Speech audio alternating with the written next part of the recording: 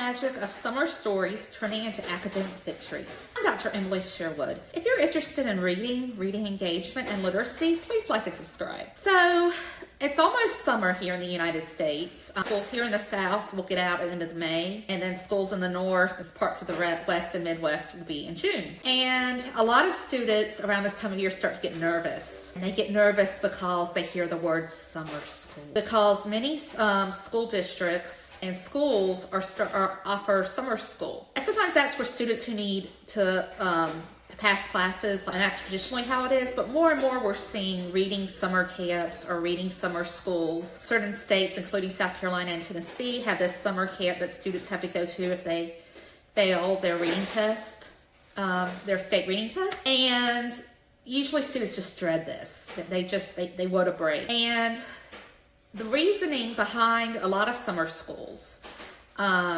is to put summer schools in areas that traditionally have a lot of poverty and have low academic achievement. And the research behind that is largely because of what's called the summer slide. So students who are in medium to high socioeconomic status homes, that means homes where there's adequate food, there's adequate income for what the students need, the students have opportunities. Those students actually gain 2 months worth of growth in they gain 1 month's worth of growth in reading during the summer. So those students actually improve their reading over the summer. And students who are in low-income families where there's not a lot of money, who may be living in poverty, generally lose 2 months of reading over the summer. And if you do that over 13 years, the amount of time a child's in school, that adds up to several years of reading. So that's one of the reasons why we have this achievement gap,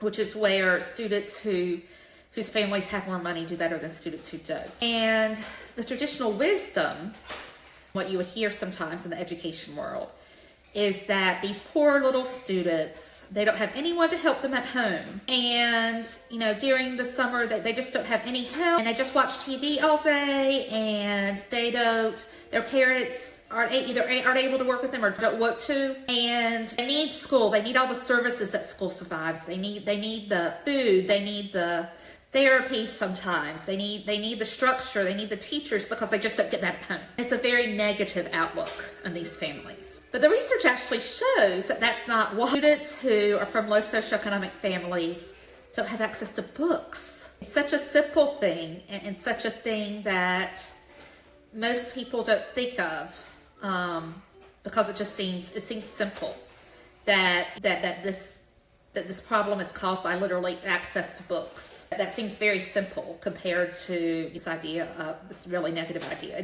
But that's really what it is, because families who have the money and the time, because usually families have higher socioeconomic status have more free time. Families that are lower economic status often have to work hard, and they might have transportation issues. But families that are higher socioeconomic status are able to take children to libraries. They generally have reliable transportation, and they generally live in areas that have resources. They can take children to libraries. They can go to museums sometimes. But the main access is libraries and bookstores. They can go to the bookstore, they can order books, they can go to thrift stores and find books. They have the time and the resources to do that. Whereas students who are in low socioeconomic families generally don't have access to that. They may not have a library near them, and if they're rural, which many students in poverty are, that's something that's not talked about a lot in this country, but many students in poverty are rural. In the United States, it may be 20 miles to the nearest library, and you may not have a vehicle that can take you there reliably, or you may need to use that vehicle for necessary things because gas is so expensive. You can't afford to go all the time to the library. That may be very far away and may be very poorly stocked. It may not have a lot of books,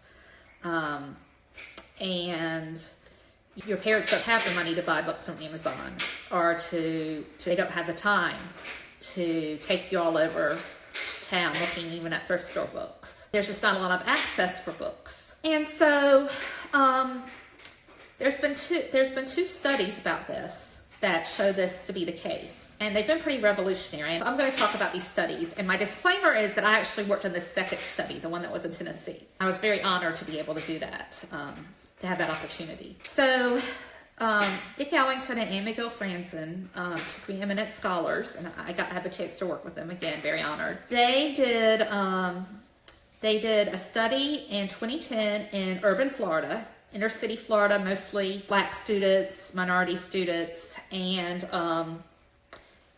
what they did was over 3 summers, some of the students got books.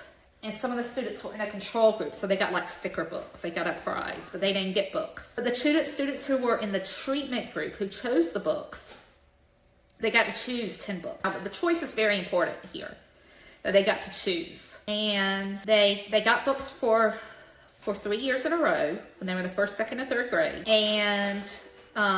And at the end of that, the researchers analyzed it to see if the students who got the sticker books, the control group, or if there was a difference between the students who were in the control group who didn't get books, or who got activity books, that's not very reading heavy, and the students who got to choose the book. And the results were amazing. What they found was that basically the summer slide was totally erased with these books. And that's important because there's also this idea out there that children won't read books, not supported, and that they won't read the books. You give them books, but they won't read them because their parents won't help them. Their parents won't support. Make it a very negative outlook on these families that are often doing a great job, just trying to do the best they can, and often succeed against the odds. But the students read the books. And the difference was phenomenal. So the study was actually replicated. First study was in 2010. The second one, the findings came out in 2021.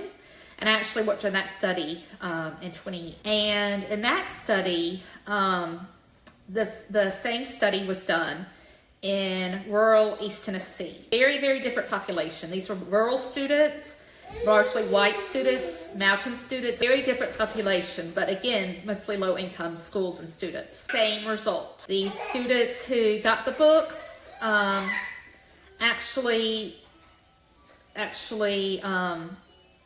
were able to, over the 3 summers, they were actually able to erase the achievement gap between poorer and richer students at these schools with the students who got the books. So in other words, after 3 summers, the students who got the books were at the same level academically as the students who were middle or upper class, who had more resources. So this is an amazing finding. And it's amazing when you consider the cost. For over 3 years, the cost to give the students books is only $200. And you think of how much it costs to staff and fund a summer school that students don't want to go to anyway, and they have books. And it points out several things. It points out that students will read when they have choice, when it's something they like, and something that they feel like they can read, because they get to choose the book. 2, it proves these families are actually not the reason why students are doing poorly. It's not the family's fault. And it's not because they're not supportive. It's not because they're not able to help. It's because of lack of access, lack of physical access to resources like books and access to get those books. And it really shows that there is hope to lessen the achievement gap. So I hope you found this uplifting and inspiring. And if you what do you think? Do you think something like this would work in your school, or have you done it in your school? Write in the description, in the comments, and I will get back to you. Thank you so much. Have a great day and keep learning.